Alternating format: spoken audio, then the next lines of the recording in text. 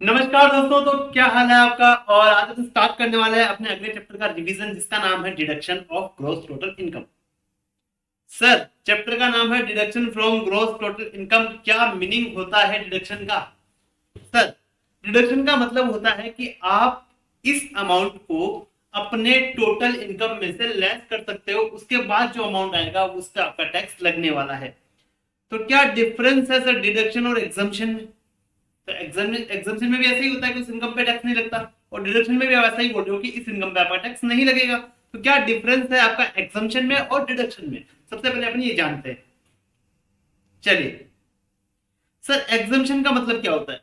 Examination का मतलब है कि ये वाली इनकम आपके टोटल इनकम में ऐड ही नहीं होगी। मतलब जब आप कंप्यूटेशन कर रहे हो तब आपके ये इनकम में ऐड ही नहीं होगा, उसको बोलता है एग्जामिनेशन। उसको बोलते हैं एग्जामिनेशन। बट डिडक्शन का मतलब होता है कि ये वाली इनकम आपके टोटल इनकम में ऐड तो होगी। ऐड होने के बाद एट द एंड जब आप टोटल इनकम निकालने वाले हो, जस्ट एक स्टेप पहले आप क्या करोगे, इस इनकम को आप लेस कर दोगे, इस डिडक्शन को आप यहाँ पे लेस कर देने वाले हो। देखो क्या लिखा है, इनकम और any payment first included in GTI and then deduction will be allowed. फिर आपको उसका डिडक्शन मिल जाएगा, इसको बोलते हैं डिडक्शन। सर, अगर बंदा 115 बीएससी फॉलो करता है तो क्या उसको रिडक्शन मिलेंगे? क्या उसको रिडक्शन का ये डिडक्शन का सेक्शन एप्लीकेबल होने वाला है? क्या उसको रिडक्शन मिलने वाले हैं? क्या आंसर इज नो। उसको रिडक्शन नहीं मिलेंगे। बट उसको 4 डिडक्शन तो भी मिल जाएंगे अगर वो 115 बीएससी फॉलो करता है। तो कौन कौन से सर? एक तो एटीसीसीडी 2 वाला, एक एटीसीसीएच 2, 80 और नहीं सॉरी 3 डिडक्शन को यहाँ पे मिल जाएंगे। 4 तो अपने कौन से सर? अलाउंस है अपने। 4 तो अपने अलाउंस है, डेली अलाउंस वो वाले। तो 3 यहाँ पे अपन को डिडक्शन यहाँ पे नहीं मिलने वाले। क्या सर डिडक्शन की वजह से लॉस आ सकता है क्या? फॉर एग्जाम्पल अपना जीटीआई है 1.5 लाख रुपए, और अपना जो अपन को डिडक्शन लेना है वो लेना है 2 लाख रुपए फॉर एग्जाम्पल। तो सर क्या डिडक्शन की वजह से लॉस आ सकता है क्या? Answer is no. तो आपको डिडक्शन उतना ही मिलेगा जितना आपका जीटीआई है। मतलब जीटीआई से ज्यादा आपको यहाँ पे डिडक्शन नहीं मिलने वाला है। आई होप आपको यहाँ तक क्लियर है। सर नेक्स्ट, सर, ये डिडक्शन कितने प्रकार के होते हैं? 10AA होता है, चैप्टर 6A के डिडक्शन होते हैं। ये आपको एग्जाम के लिए पढ़ने का बिल्कुल भी जरूरत नहीं है। अब हम स्टार्ट करते हैं अपने डिडक्शन के सेक्शन से। सबसे पहले आपके डिडक्शन आते हैं पेमेंट बेस्ड डिडक्शन। मतलब जो आप पेमेंट करोगे, इन्वेस्टमेंट करोगे, तो आपको क्या मिल जाएगा? उसका डिडक्शन मिल जाएगा। डिडक्शन का मतलब समझे सर आप? ऐसे आप टोटल इनकम निकालते हो, सैलरी हेड का इनकम, हाउस प्रॉपर्टी हेड का इनकम, पीजीबीपी का इनकम, कैपिटल गेन का इनकम, अदर सोर्सेज का इनकम। तो यहाँ पे आपका टोटल इनकम आ गया, इसमें से आपको डिडक्शन मिलता है। ये लेस करने के बाद जो आपका इनकम आएगा, नेट टोटल इनकम, उस पर आपका टैक्स लगने वाला है। समझ रहे मेरे बात? तो डिडक्शन आपको इस लेवल पे मिलता है। तो अगर आपने कोई इन्वेस्टमेंट किया, तो उसके अगेंस्ट में आपको डिडक्शन मिल जाएगा अंडर सेक्शन 80C। तो सर क्या कोई भी इन्वेस्टमेंट करने से मिल जाएगा? Answer is no. जो जो इन्वेस्टमेंट आपको करने चाहिए वो आपको 80C में यहाँ पे दे रखे हैं। ये देखो, ये बहुत सारी आपको रिडक्शन की यहाँ पे एक लिस्ट दे रखी है। अगर आपने यहाँ पे इन्वेस्ट किया, यहाँ पे पैसा डाला, तभी आपको रिडक्शन मिलेगा, अदरवाइज आपको यहाँ पे रिडक्शन नहीं मिलेगा 80C में। तो चलो जानते हैं। सबसे पहली बात, एलिजिबल एसएससी कौन होगा? Individual HUF. Sir maximum deduction आपको मिलेगा 1.5 लाख रुपए का। सर इन्वेस्टमेंट अपन को कहाँ कहाँ करना चाहिए? पहली बात तो अगर आप लाइफ इंश्योरेंस पॉलिसी का प्रीमियम पे करते हो खुद के लिए, या फिर अपने बीवी बच्चों के लिए, या फिर एचयूएफ पे करता है अपने मेंबर के लिए। आप खुद के लिए पे करते हो, अपने बीवी बच्चों के लिए पे करते हो, और या फिर एचयूएफ पे करता है अपने मेंबर के लिए, ठीक है, तो उसको रिडक्शन मिल जाएगा उस प्रीमियम का 80C में। सर यहाँ पे एक लिमिट दे रखी है कि सर आपको रिडक्शन तो मिल जाएगा प्रीमियम का, बट प्रीमियम आप कितना पे करोगे? अगर आपने पॉलिसी लिया है 31 मार्च 2012 से पहले, तो आप टोटल सम एश्योर्ड का 20% तक अगर आप प्रीमियम पे करते हो तभी आपको रिडक्शन मिलेगा, अदरवाइज आपको रिडक्शन यहाँ पे नहीं मिलेगा। अगर सर आपने पॉलिसी कब लिया है सर? 1 अप्रैल 2012 से लेके 31 मार्च 2013 के बीच में लिया है। एक सेकेंड, अरे ये क्या हो रहा है भाई, एक सेकेंड। सर आपने पॉलिसी कब लिया है? आपने पॉलिसी लिया है 1 अप्रैल 2012 से लेके 31 मार्च 2013 के बीच में। तो आपका सम एश्योर्ड का 10% तक आपका प्रीमियम हो सकता है। अगर उससे ज्यादा हुआ तो आपको रिडक्शन नहीं मिलेगा। सर अगर आपने पॉलिसी लिया है 1 अप्रैल 2013 के बाद में, 1 अप्रैल 2013 के बाद में अगर आपने पॉलिसी लिया है, तो आपका सम एश्योर्ड का 10% तक ही आपका प्रीमियम हो सकता है। बट अगर आप फिजिकली हैंडीकैप बंदे हो, अगर आप हैंडीकैप बंदे हो या डिसेबल बंदे हो या डिजीज पर्सन हो आप, तो आप 15% तक के भी प्रीमियम आप पे कर सकते हो अपने एलआईसी का। आपका जितना सम एश्योर्ड है उसका 15% तक भी आप प्रीमियम पे कर सकते हो, आपको रिडक्शन मिल जाएगा। बट अगर आप नॉर्मल पर्सन हो तो आपको 10% तक का यहाँ पे, अगर आपने प्रीमियम पे किया तभी आपको डिडक्शन मिलेगा, अदरवाइज आपको यहाँ पे डिडक्शन नहीं मिलने वाला है। आई होप आपको यहाँ तक क्लियर। फिर मैंने एक छोटा सा यहाँ पे एग्जाम्पल दे रखा है, उसको आप देखोगे तो आपको क्लियर हो जाएगा। उसके बाद सर अगर अगर आप डेफर्ड एन्युटी वगैरह के लिए प्रीमियम पे करते हो तो भी आपको यहाँ पे रिडक्शन मिल जाएगा। अगर सर एसपीएफ आरपीएफ एएसएफ में कंट्रीब्यूशन करते हो तभी आपको यहाँ पे एटीसी में उसका रिडक्शन मिल जाएगा। सर अगर पीपीएफ में कंट्रीब्यूशन करते हो तो वो जितना आप कंट्रीब्यूशन करते हो उतना आपको यहाँ पे रिडक्शन मिल जाएगा, subject to the maximum limit of 1.5 lakh रुपए, जो अपन यहाँ पे पढ़ा था अभी। चलो सर, सुकन्या समृद्धि अकाउंट में आप पैसा डालते हो तो आपको यहाँ पे रिडक्शन मिल जाएगा। Subscription to national saving certificate, अगर आप नेशनल सेविंग सर्टिफिकेट में पैसा डालते हो तो भी आपको यहाँ पे क्या मिल जाएगा सर, डिडक्शन मिल जाएगा। Contribution to approved annuity plan, अगर एलआईसी का अप्रूव्ड एन्युटी प्लान आप परचेज करते हो उसका जो आप प्रीमियम पे करते हो उसका भी आपको यहाँ पे क्या मिल जाएगा सर, डिडक्शन मिल जाएगा। सर अगर आपने नोटिफाइड पेंशन फंड में पैसा डाला तब भी आपको यहाँ पे रिडक्शन मिल जाएगा, यूटीआई और म्यूचुअल फंड वाले। सर अगर आपने national housing board bank term deposit scheme में अगर आपने पैसा डाला तो जितना आपने पैसा डाला उसका आपको रिडक्शन मिल जाएगा, बट मैक्सिमम आपको 1.5 लाख ही मिलने वाला सबका मिलाकर।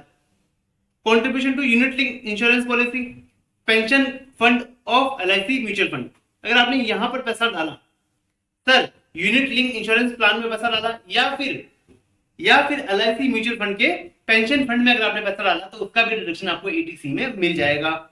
सर आपने अगर एफडी बनाया, आपने शेड्यूल बैंक में एफडी बनाया जिसका मेच्योरिटी 5 साल से ज्यादा का है, तब भी जितना भी आप एफडी बनाते हो आपको उसका रिडक्शन यहाँ पे मिल जाएगा।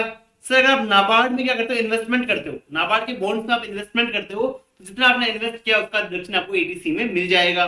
सर अगर आप स्टैंप ड्यूटी पे करते हो या रजिस्ट्रेशन फीस पे करते हो हाउस प्रॉपर्टी परचेज करने के लिए, तो जितना आपने स्टैंप ड्यूटी पे किया, जितना आपने रजिस्ट्रेशन फीस पे किया है उसका आपको रिडक्शन मिल जाएगा एटीसी में। Sir senior citizen saving scheme में अगर आप डिपॉजिट करते हो पैसा तो जितना आप डिपॉजिट करते हो उतने का आपको यहाँ पे रिडक्शन मिल जाएगा, subject to the maximum limit of 1,50,000। Okay चलो।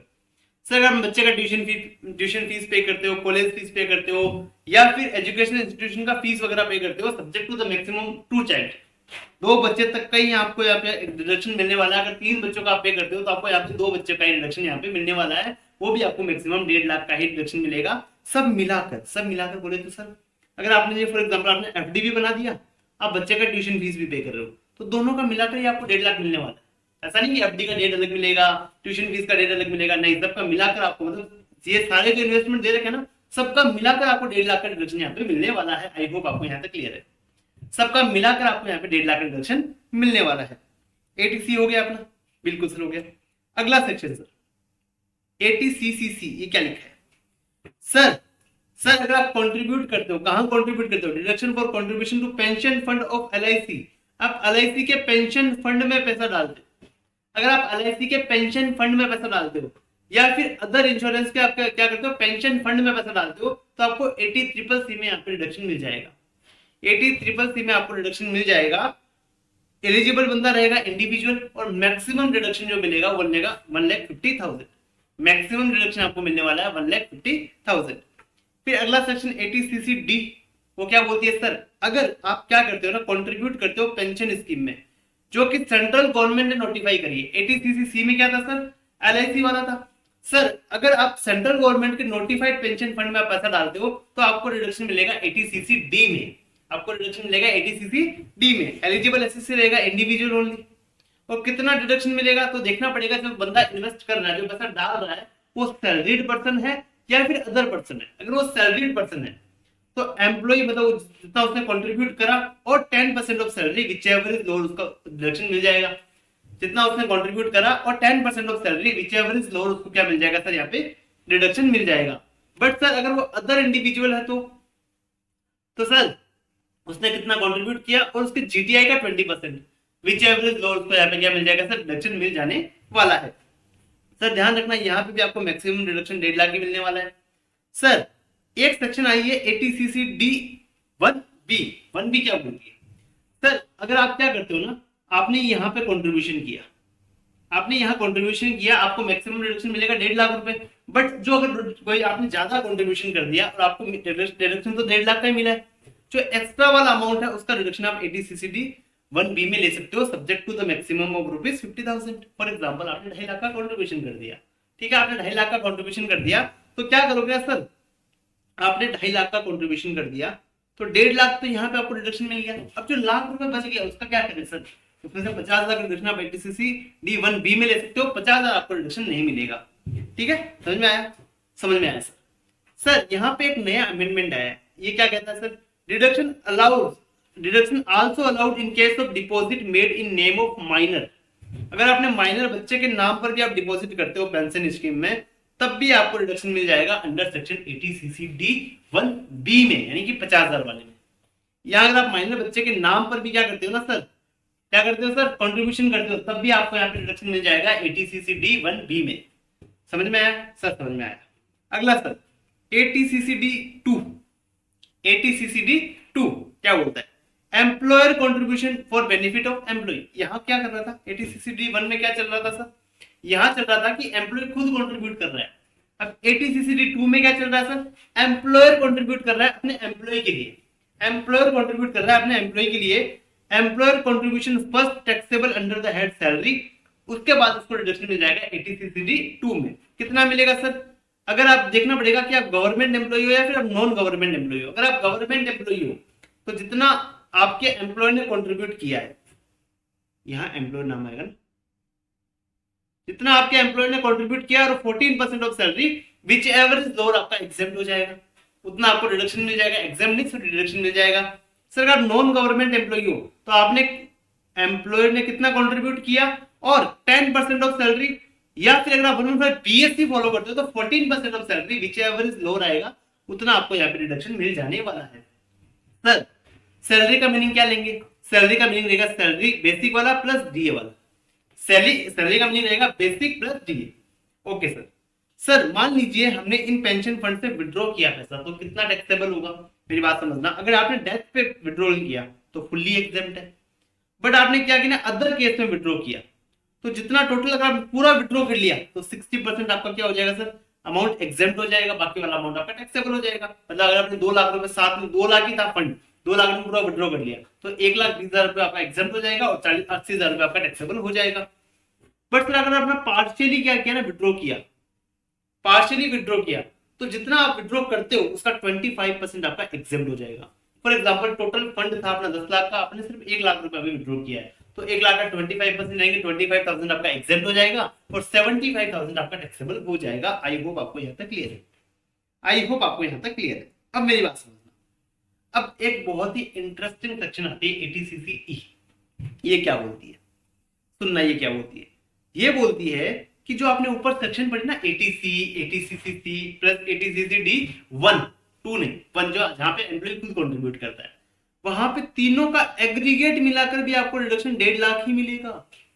अपने पहले इंडिविजुअल पढ़ा, 80C में 1.5 लाख मिलता है, 80CC में 1.5 लाख मिलता है, 80CC D1 में आपको 1.5 लाख मिलता है। अब ये बोल रहा है तीनों का मिला के 1.5 लाख मिलेगा, ध्यान रखना, तीनों का अलग अलग 1.5 लाख नहीं, तीनों का मिला के 1.5 लाख मिलेगा। ये 80CC E बोलती है। चलिए यहां तक समझ में आया सर, हमको यहां तक समझ में आ गया। अगला सेक्शन 80CC H। सर जो बंदे अग्निवीर में जॉब करते हैं, जो अग्निवीर है, जो अग्निपथ स्कीम में जॉब करते हैं, जो 4 साल की जॉब करेंगे फिर रिटायरमेंट लेंगे, वो वाले बंदे अगर जॉब करते हैं तो उनका पता है एक कॉर्पस फंड बनता है। अग्निपथ एक स्कीम बना है, उसमें कॉर्पस फंड में वो पैसा डालते हैं। देखो क्या, deduction for contribution to Agnipath scheme. अब वो स्कीम में पैसा डालेंगे, उसके लिए एलिजिबल ऐसे से रहेगा, अग्निवीर खुद पैसा डालेगा ना अपने फंड में, तो आपको डिडक्शन मिलता है 80CC H1 में, 80CC H2 में। अब मेरी बात सुनो, ये क्या है, पहला क्या बोलता है, जितना पैसा आपने इसमें डाला उतने का आपको रिडक्शन मिल जाएगा 80CC H1 में, 80CC H1 में आपको उसका रिडक्शन मिल जाएगा। 80CC H2 क्या बोलता है, reduction of amount deposited by central government, वो सेम 80CC D वाला ही। 80CC D1 में क्या करता है, एम्प्लॉय कंट्रीब्यूट करता है, 80CC D2 में क्या करता है, एम्प्लॉयर कंट्रीब्यूट करता है। यहाँ पे आपका एम्प्लॉयर कौन होगा, सेंट्रल गवर्नमेंट। अग्निवीर के लिए सेंट्रल गवर्नमेंट उसकी एम्प्लॉयर होगी, तो सेंट्रल गवर्नमेंट जो पैसा उसमें डालती है on the behalf of Agniveer, this amount taxable in hands of employ. Then after सीधी बात है यार, अगर आपका एम्प्लॉयर आपको कुछ दे रहा है तो पहले आपको सैलरी एलिमेंट एक्सेप्टेबल होगा, उसके बाद उसका आपको रिडक्शन मिल जाएगा, उसके बाद इसका आपको रिडक्शन यहाँ पे मिल जाने वाला है। आई होप आपको यहाँ तक क्लियर है, आई होप आपको यहाँ तक क्लियर है। और अग्निवीर फंड से, स्कॉर्पस फंड से आप जो भी पैसा विड्रॉ करते हो वो आपके हाथ में एग्जेम्प्ट रहने वाला है, वो आपके हाथ में क्या रहेगा सर, एग्जेम्प्ट रहने वाला है, उसका आपका टैक्स नहीं लगेगा। अगला सेक्शन सर 80D। 80D क्या बोलती है सर, मेडिक्लेम इंश्योरेंस प्रीमियम। आप क्या करते हो अपने लिए, अपनी फैमिली के लिए, अपने बच्चों के लिए क्या करते हो, मेडिकल इंश्योरेंस प्रीमियम लेते हो। एलिजिबल एसएससी कौन है sir, individual HUF. Eligible SSC है इंडिविजुअल एचयूएफ। आपने क्या किया, हेल्थ इंश्योरेंस प्रीमियम पे करा अदर देन कैश, या फिर सेंट्रल गवर्नमेंट हेल्थ स्कीम में आपने पैसा पे किया, या फिर आप प्रिवेंटिव हेल्थ चेकअप का पैसा पे करते हो। किसके लिए पे कर रहे हो सर, अपने लिए, अपनी बीवी के लिए, अपने डिपेंडेंट बच्चों के लिए, और या फिर एनी मेंबर ऑफ एचयूएफ। मेरी बात सुनो, अगर एचयूएफ पे करता है अपने मेंबर के लिए, आप पे करते हो अपने लिए, अपने बच्चों के लिए, अपनी बीवी के लिए, और बच्चे आपके डिपेंडेंट हो तभी आपको अलाउड होगा, अदरवाइज आपको अलाउड नहीं होगा। तो सर इसमें क्या देखना पड़ेगा, अब आपको देखना पड़ेगा कि आपकी एज कितनी है। अगर आपकी एज 60 साल से कम है तो आपको मैक्सिमम रिडक्शन मिलेगा 25,000 रुपए का, सब मिला के, हेल्थ इंश्योरेंस प्रीमियम का मिला के, सीजीएचएस यानी कि सेंट्रल गवर्नमेंट हेल्थ स्कीम का मिला के, और प्रिवेंटिव हेल्थ चेकअप का, तीनों का मिला के आपको मैक्सिमम 25,000 का यहाँ पे रिडक्शन मिलने वाला है। और जितना आपने खर्चा किया which ever is lower. But अगर आपका एज 60 साल से ज्यादा है तो आपका यहाँ पे मैक्सिमम रिडक्शन का 25,000 से हटके 50,000 हो जाएगा। सर अब आपने क्या किया ना, इंश्योरेंस प्रीमियम पे किया, आपने प्रिवेंटिव हेल्थ चेकअप का पैसा पे किया अपने पेरेंट्स के लिए, तो देखना पड़ेगा पेरेंट्स का एज 60 से ऊपर है या नहीं है। अगर 60 से ऊपर नहीं है तो उनका 25,000 और total payment which ever is lower. अगर उनका एज 60 से ऊपर है तो 50,000 और total payment which ever is lower, यहाँ पे आपको रिडक्शन मिल जाने वाला है। सर अगर आपने मेडिकल एक्सपेंडिचर पे किया तो आप इंश्योरेंस प्रीमियम पे नहीं कर रहे हो, तब आपने मेडिकल एक्सपेंडिचर पे किया, तो सर अपने लिए करते हो, अपने बच्चे के लिए करते हो, अपने पेरेंट्स के लिए करते हो जिनका एज 60 साल से ज्यादा है, तो यहाँ पे आपको 50,000 और total payment paid which ever is lower का आपको डिडक्शन मिल जाएगा। टोटल पेमेंट और 50,000 विच एवर इज लोअर का यहाँ पे आपको डिडक्शन मिल जाने वाला है। सर प्रिवेंटिव हेल्थ चेकअप का एक्सपेंडिचर आप किसी भी मोड से पे कर सकते हो अदर देन कैश, कोई दिक्कत नहीं है, बट वो मैक्सिमम 5,000 से ज्यादा नहीं होना चाहिए, वो 5,000 रुपए से ज्यादा नहीं होना चाहिए। सर अगर आप लमसम पेमेंट पे करते हो प्रीमियम का, फॉर एग्जांपल आपका प्रीमियम पर एनम का 50,000 रुपए है, आप 3-4 साल का साथ में पे करते हो तो आपको रिडक्शन मिलेगा प्रोपोर्शनेट।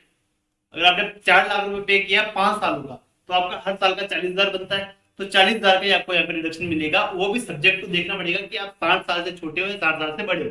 अगर बड़े हो तो 50,000, अदरवाइज 25,000। और पेरेंट्स की बात करें तो पेरेंट्स का देखना पड़ेगा, वो 60 से ऊपर है, 60 से कम, अगर 60 से ज्यादा तो 50,000, अदरवाइज उनको भी 25,000 का यहाँ पे रिडक्शन मिल जाने वाला है। आई होप आपको यहाँ तक क्लियर है, आई होप ये वाला सेक्शन आपको क्लियर है। अगला सेक्शन 80DD क्या बोलता है, reduction in respect of maintenance including medical treatment of an dependent disable.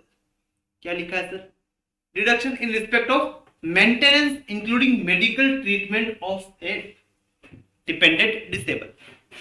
Eligible SSC कौन रहेगा सर, resident individual HUF, resident individual HUF. Nature of payment और एक्सपेंडिचर क्या रहेगा, मेडिकल ट्रीटमेंट के लिए पे किया आपने। सर ये है क्या, क्या सेक्शन है, यहाँ पे आपको अपने को डिसेबल डिपेंडेंट है, आपका बंदा है, मेंबर है भाई, आपका फैमिली मेंबर हो सकता है, बच्चा, वाइफ, कुछ भी हो सकता है, उनको पालने के लिए आपने खर्चा किया, उनके लिए आपने खर्चा किया, तो उसका आपको रिडक्शन मिल जाएगा। किसको मिलेगा सर, रेजिडेंट इंडिविजुअल एचयूएफ को मिलेगा। क्या पेमेंट किया आपने सर, मेडिकल ट्रीटमेंट का खर्चा किया है, या any amount for maintenance of such disable dependent, आपने उसके लिए कोई भी खर्चा किया आपको रिडक्शन मिल जाएगा। एक्सपेंडिचर किसके बिहाफ पे किया सर, वाइफ के बिहाफ पे, बच्चों के बिहाफ पे, भाई बहन, पेरेंट्स जो आप पे डिपेंडेंट है, जो आप पे क्या सर डिपेंडेंट है, या फिर आप इंडिविजुअल डिपेंडेंट है, या फिर एचयूएफ की बात करें तो उसने किसी अपने मेंबर के लिए पे किया है। सर रिडक्शन कितना मिलेगा, तो सर अगर नॉर्मल डिसेबिलिटी है, वो आपको एग्जाम में क्वेश्चन में दे रखा होगा कि नॉर्मल डिसेबिलिटी है या फिर सेवरल डिसेबिलिटी है। अगर नॉर्मल डिसेबिलिटी है तो 75,000 फ्लैट मिलेगा, चाहे आपने खर्चा 5,000 किया है, 6,000 किया है, 10,000 किया, कोई फर्क नहीं पड़ता। अगर नॉर्मल डिसेबिलिटी है तो आपको 75,000 का फ्लैट डिडक्शन यहाँ पे मिलने वाला है। अगर सेवरल डिसेबिलिटी है तो 1,25,000 का आपको फ्लैट यहाँ पे डिडक्शन मिलने वाला है, कोई भी लिमिट यहाँ पे नहीं रहेगा आपके लिए। चलो एटीयू, सर यहां अपन ने बात की कि कोई डिसेबल बंदा है, उसका फैमिली मेंबर, या वो खुद डिसेबल है, या बंदा खुद डिसेबल है, वो अपने लिए पैसा खर्च कर रहा है, तो एलिजिबल एसएससी रहेगा इंडिविजुअल, रेजिडेंट इंडिविजुअल, और डिडक्शन कितना मिलेगा सर, वही देखना पड़ेगा 75,000 टू 125,000। सर वो क्या होगा सर, अगर नॉर्मल डिसेबिलिटी है तो 75,000, अगर सेवरल डिसेबिलिटी है तो 1,25,000 का यहाँ पे आपको डिडक्शन मिलने वाला है, तो ये आपका फ्लैट डिडक्शन रहेगा।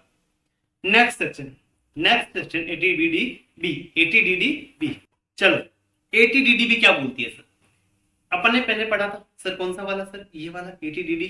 इसमें क्या था सर, आप किसी डिसेबल इंडिविजुअल को पाल रहे हो, यहाँ पे आप क्या कर रहे हो, किसी स्पेसिफिक डिजीज यानी कि स्पेसिफिक बीमारी के लिए आप पैसा खर्च कर रहे हो, तब भी आपको रिडक्शन मिलेगा। एलिजिबल एसएससी रहेगा रेजिडेंट इंडिविजुअल या एचयूएफ। उसने क्या किया सर, मेडिकल ट्रीटमेंट पे खर्चा किया है स्पेसिफिक डिजीज के लिए। किसके लिए खर्चा किया सर, खुद के लिए, अपनी पत्नी के लिए, बच्चों के लिए, भाई बहन पेरेंट्स जो उस पर डिपेंडेंट है, और या फिर कोई एचयूएफ है तो उसके मेंबर के लिए उसने खर्चा किया है। सर कितना डिडक्शन मिलेगा, तो सर एक्चुअल में उसने कितना खर्चा किया, और 40,000 और 1,00,000 रुपए। सर अगर बंदा क्या है सर, अगर बंदा सीनियर सिटीजन है तो यहाँ पे लिमिट होगा 1,00,000 रुपए। अगर आप बंदा सीनियर सिटीजन नहीं है तो उसका यहाँ पे अमाउंट रहेगा 40,000, यानी कि 40,000 और actual payment which ever is lower. अगर सीनियर सिटीजन है तो 1,00,000 रुपए और actual amount which ever is lower आपका यहाँ पे आपको रिडक्शन मिलने वाला है। इसके बाद भी अगर आपने कोई इंश्योरेंस करवा रखा है, वहां से क्लेम मिल गया तो उसको यहाँ पे लेस कर देंगे, उसके बाद जो फिगर आएगा उतने का आपको यहाँ पे रिडक्शन मिलने वाला है, उतने का अपन को यहाँ पे रिडक्शन मिलने वाला है। आई होप आपको ये वाला समझ में आया। सर अपन जो भी पढ़ रहे हैं ना, जैसे मैं सेक्शन कंप्लीट करूं एक बार इसको रोक के आप फटाफट से मुझसे पढ़ोगे, जिसकी वजह से आपकी क्लैरिटी बढ़ जाएगी, ठीक है। चलो 80E का बात करते हैं, reduction in respect of interest loan taken for higher education. आपने हायर एजुकेशन के लिए लोन लिया है, उसका आप इंटरेस्ट पे कर रहे हो, उसका आपको रिडक्शन मिल जाएगा। यहाँ पे गवर्नमेंट क्या करती है, शिक्षा को प्रमोट करना चाहती है। गवर्नमेंट बोलती है अगर आप हायर एजुकेशन के लिए लोन लेते हो तो उसका इंटरेस्ट का हम आपको रिडक्शन देंगे। एलिजिबल एसएससी रहेगा इंडिविजुअल। नेचर ऑफ पेमेंट क्या रहेगा, interest on loan taken for higher education. Sir किसके बिहाफ पे आपने खर्चा किया, खुद के लिए, अपनी पत्नी के लिए, बच्चों के लिए, या फिर any student whom the individual is the legal guardian।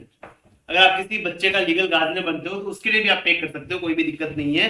आपको रिडक्शन कितना मिलेगा, जितना भी आप इंटरेस्ट पे करो। आपने 2 करोड़ का लिया, कोई बात नहीं, 2 करोड़ का इंटरेस्ट का आपको रिडक्शन यहाँ पे मिल जाएगा, बट आपको मैक्सिमम 8 साल तक ही मिलेगा।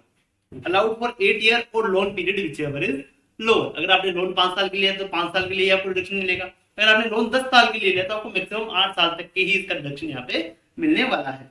अगला सेक्शन 80EE। 80EE क्या बोलती है, reduction in respect of interest payable on loan taken for acquisition of residential house property. आपने घर खरीदने के लिए लोन लिया, उसका ब्याज पे कर रहे हो, उसका रिडक्शन आपको 80EE में मिल जाएगा। एलिजिबल एसएससी रहेगा इंडिविजुअल।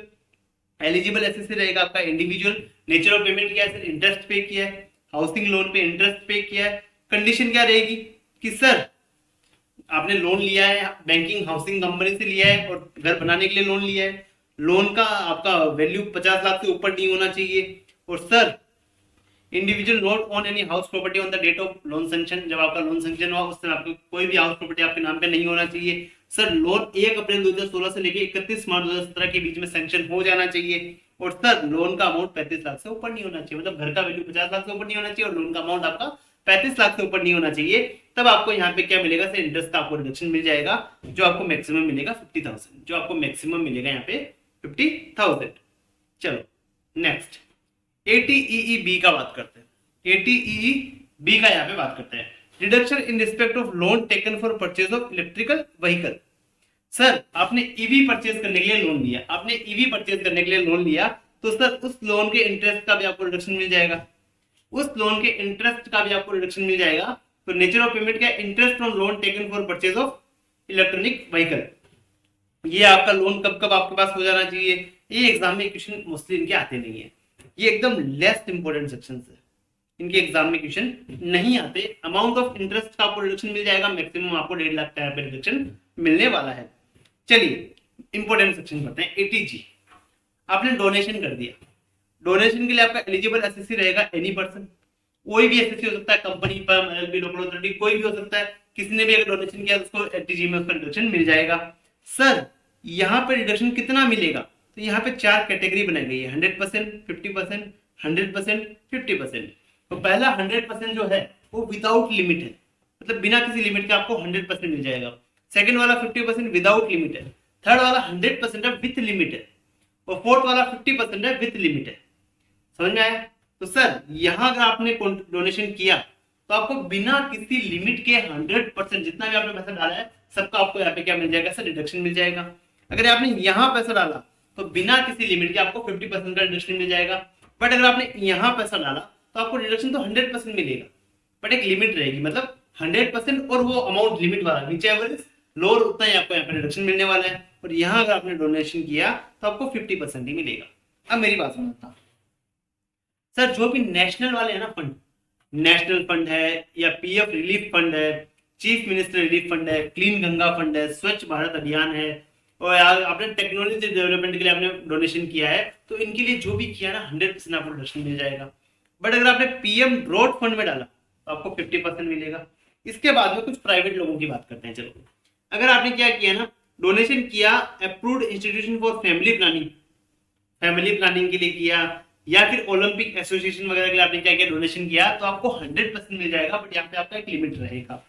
फिर सर अगर आपने प्राइवेट इंस्टीट्यूशन में पैसा डाला, चैरिटेबल इंस्टीट्यूशन में पैसा डाल दिया, हाउसिंग डेवलपमेंट अथॉरिटी को पैसा दे दिया, इंटरेस्ट ऑफ माइनॉरिटी कम्युनिटी के लिए आपने क्या कर दिया, पैसा डाल दिया, या फिर किसी रिपेयर रिनोवेशन टेम्पल वगैरह मस्जिद गुरुद्वारा अगर इनके लिए आपने क्या रिपेयर के लिए आपने पैसा डोनेट कर दिया, तो आपको एक लिमिट के साथ ही 50% का यहाँ पे रिडक्शन मिल जाएगा। आपको एक लिमिट के साथ आपका यहाँ पे 50% का आपको रिडक्शन मिल जाएगा। अब बात करते हैं सर लिमिट कितना है। लिमिट आपका रहेगा 10% ऑफ एडजस्टेड टोटल इनकम। जो आपका जीटीआई आएगा उसको आप दूसरे वाले सारे डिडक्शन आप लेस कर दोगे इस डिडक्शन को छोड़ के। अब जो आपका लास्ट इनकम आया उसको बोलेंगे एडजस्टेड टोटल इनकम, उसका आप 10% ले लोगे, और एक्चुअल में आपने कितना किया विच एवर इज लोअर आपको यहाँ पे क्या जाएगा, उतना आपको यहाँ पे डोनेशन मिल जाएगा, डिडक्शन आपको मिल जाएगा। अब वो भी देखना पड़ेगा आपको 50% मिलेगा या 100% मिलेगा, वो आपको निकालना पड़ेगा। आपको 50% मिलेगा या 100% मिलेगा, ये आपका अपर लिमिट आ जाएगा इससे। 10% ऑफ एडजस्टेड टोटल इनकम और actual donation which ever is lower आपका यहाँ पे अपर लिमिट आ जाएगा। उसके बाद आपको चेक करना है 100% या 50% के साथ में इसको। आई होप आपको यहाँ तक क्लियर है, आई होप आपको यहाँ तक क्लियर है। चलिए देखो एडजस्टेड टोटल इनकम कैसे निकालेंगे। तो आपका GTI excluding income taxable at special rate, यानी कि 112 ए वाला इनकम को छोड़ के यहाँ डाल देंगे, लेस कर देंगे डिडक्शन अंडर चैप्टर 6 ए, मतलब 80G को छोड़ के सारे डिडक्शन अपने यहाँ पे ले लेंगे जो अपन को मिलते हैं। तो अपना पे जो इनकम आएगा लेस करने के बाद वो आएगा एडजस्टेड टोटल इनकम, वो अपना आएगा एडजस्टेड टोटल इनकम। अगर आपने डोनेशन कैश में कर दिया 2000 से ज्यादा तो उसका आपको यहाँ पर डोनेशन का डिडक्शन नहीं मिलेगा, उसका आपको डोनेशन का डिडक्शन यहाँ पे नहीं मिलेगा। आई होप आपको यहाँ तक क्लियर है, आई होप आपको यहाँ तक क्लियर है। चलिए deduction in respect of rent paid, अगर आपने रेंट पे किया, आप कहीं किराए पे रहते हो, आपने रेंट पे किया, उसका आपको रिडक्शन मिल जाएगा। बट इसके लिए कंडीशन ये रहेगा कि आपको आचार्य नहीं मिल रहा है, इसके लिए आपका कंडीशन रहेगा कि आपको आचार्य नहीं मिल रहा है, तभी आपको इसका रिडक्शन मिलेगा। और कितना रिडक्शन मिलेगा सर, 5000 रुपए पर मंथ, और actual rent paid minus 10% of adjusted total income, और 25% of adjusted total income which ever is lower, आपको यहाँ पे क्या मिल जाएगा सर, डिडक्शन मिल जाएगा। कितना मिलेगा सर, 5000 रुपए per month, total rent paid minus 10% of adjusted total income, और एटीआई का 25% विच एवर इज लोअर, आपको यहाँ पे क्या मिल जाएगा सर, रिडक्शन मिल जाएगा। अब मेरी बात समझना सर, एटीआई कैसे निकालेंगे।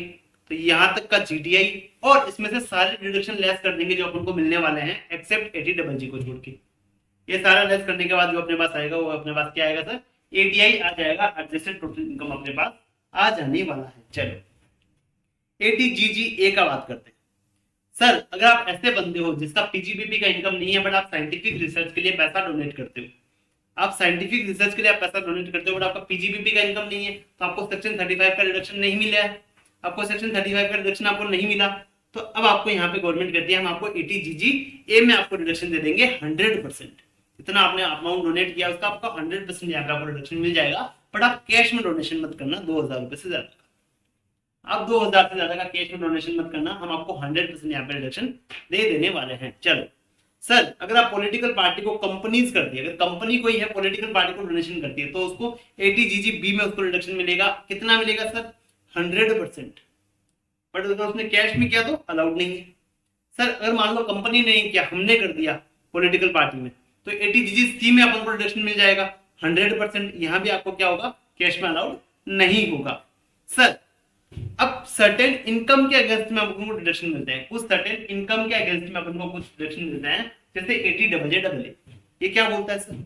80 क्या बोलता है, अगर आपने किसी को एम्प्लॉय एज रखा, किसी को एज एम्प्लॉय आपने रखा, तो उसके लिए गवर्नमेंट बोलती है हम आपको डिडक्शन देंगे, हम एम्प्लॉयमेंट को बढ़ाना चाहते हैं, तो आपने हमारा एक काम किया है, हम आपको क्या देंगे सर? डिडक्शन देंगे। तो एलिजिबल एसएससी कौन होगा? Any SSC engage in the business to whom section 44AB applies, मतलब बुक्स मेंटेन करता है, ऑडिट करवाता है अपने बुक्स का। डिडक्शन कितना मिलेगा सर? जितना आपने एडिशनल एम्प्लॉय कॉस्ट किया है इस साल में, मतलब जितने बंदों को हायर किया, उनको जो सैलरी दिया है, उसका 30% आपको डिडक्शन मिल जाएगा। डिडक्शन आपको 3 सालों तक मिलेगा, मतलब इस साल भी 30% मिलेगा उस अमाउंट का, अगले साल भी उस अमाउंट का आपको 30% मिलेगा, और उससे अगले साल भी इस अमाउंट का आपको 30% यहाँ पे क्या मिलने वाला है सर? डिडक्शन मिलने वाला है। तो सर यहाँ पे कुछ कंडीशन भी दे रखी है, फिर ऐसा ना हो कि आपने बंदों को हायर किया, वहां उनको सैलरी पे किया 2 महीने, अब आपको जैसे डिडक्शन मिला आपने उनको निकाल दिया, ऐसा नहीं होना चाहिए। अब मेरी बात समझो, additional employ cost means total salary paid और payable to additional employ during the previous year. इस साल में जो बंदे आपने रखे हैं, उनको जो सैलरी आपने दी है या फिर जो देने वाले हो, उसको अपन बोलेंगे additional employ cost. Deduction allowed only if, deduction आपको तभी मिलेगा देन आपके टोटल नंबर ऑफ एम्प्लॉय में इंक्रीज होता है। मतलब कैसे? आपके साल के शुरू में 20 बंदे थे, आपने क्या किया? 10 बंदों को निकाला, 10 बंदे नए हायर कर लिए, आपने बोला हमको तो डिडक्शन चाहिए, हमने 10 बंदे नए हायर किए हैं, तो टोटल नंबर तो आपके बढ़े ही नहीं है। पहले ही 20 थे, अभी भी 20 थे, तो आपको डिडक्शन नहीं मिलेगा, तो आपके टोटल नंबर बढ़ने चाहिए एम्प्लॉयज के। सेकंड, जो आप सैलरी दे रहे हो वो cheque, demand draft, electronic clearing system या फिर इलेक्ट्रॉनिक मोड से आप पेमेंट कर रहे हो, तभी आपको यहाँ पे डिडक्शन मिलेगा। चलो, अब सर जो आप एडिशनल एम्प्लॉय हायर कर रहे हो, उनके लिए कंडीशन देगा, अगर इन कंडीशन को मीट करते हैं तभी आपको डिडक्शन मिलेगा, अदरवाइज नहीं मिलेगा। मतलब उन बंदों का सैलरी 25,000 से ज्यादा नहीं होना चाहिए, अगर 25,000 से ज्यादा है तो आपको डिडक्शन नहीं मिलेगा। उन बंदों का सैलरी 25,000 से ज्यादा नहीं होना चाहिए। सेकंड, वो बंदे आरपीएफ में कंट्रीब्यूट नहीं कर रहे होने चाहिए। सर, उन बंदों ने कम से कम 240 दिन तो इस कंपनी में काम किया ही किया है, तभी आपको रिडक्शन मिलेगा। अगर मान लीजिए आपने किसी को अप्रैल में या सॉरी आपने किसी को फरवरी में आपने अपॉइंट किया, तो इस मार्च के लिए वो डिडक्शन के लिए एलिजिबल नहीं होगा, क्योंकि उसने 240 दिन का काम नहीं किया है। ठीक है। अगर आपका कंपनी क्या सर मैन्युफैक्चर ऑफ अप्रैल और फुटवेयर, लेदर वगैरह का आप मैन्युफैक्चरिंग करते हो, जूते बनाते हो, तब अगर आपने 150 दिन भी काम किया है उस एम्प्लॉय ने, तब भी आपको यहाँ पर रिडक्शन मिल जाएगा। अगर अदर एक्टिविटी है तो आपको 240 दिन एम्प्लॉय को काम करना होगा, तभी आपको यहाँ पर रिडक्शन मिलेगा। Sir, employ for whom entire contribution is paid by government under employee pension scheme, मतलब मान लीजिए आपने बंदा हायर किया, उसके लिए गवर्नमेंट आपको पे करती है, गवर्नमेंट ने स्कीम निकाली कि आप बंदा हायर करो, सैलरी हम देंगे, तो उसके लिए आपको रिडक्शन नहीं मिलेगा। सैलरी आप अपने जेब से देते हो ना, तभी उसका रिडक्शन मिलेगा, अदरवाइज आपको रिडक्शन इसका नहीं मिलेगा। आई होप 80 आपको यहाँ पे क्लियर है। 30% मिलेगा जो एडिशनल आप पे कर रहे हो, टोटल एम्प्लॉय का नंबर बढ़ने चाहिए आपके एम्प्लॉय के, तभी आपको यहाँ पे रिडक्शन मिलने वाला है। अगला section 80QQB, deduction in respect of royalty income from book of literary, artistic and scientific nature. आपने बुक का रॉयल्टी वगैरह करवाया, उसके वजह से बुक आपने सेल करनी है, बुक आपकी सेल हो रही है, उसके बदले में आपको रॉयल्टी मिल रही है। आपको रॉयल्टी मिल रही है तो एलिजिबल एसएससी रहेगा रेजिडेंट इंडिविजुअल।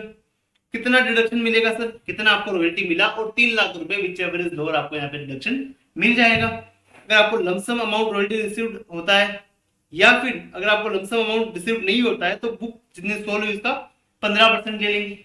सर, अगर आपको रॉयल्टी लमसम मिल गया तो वो अमाउंट ले लेंगे, अगर आपको लमसम नहीं मिला तो जितनी बुक्स बिकी है उसका 15% अपन यहाँ पे लेने वाले हैं as a name of royalty, और 3 लाख रुपए विचेवर आपको यहाँ पे डिडक्शन मिल जाएगा। ठीक है।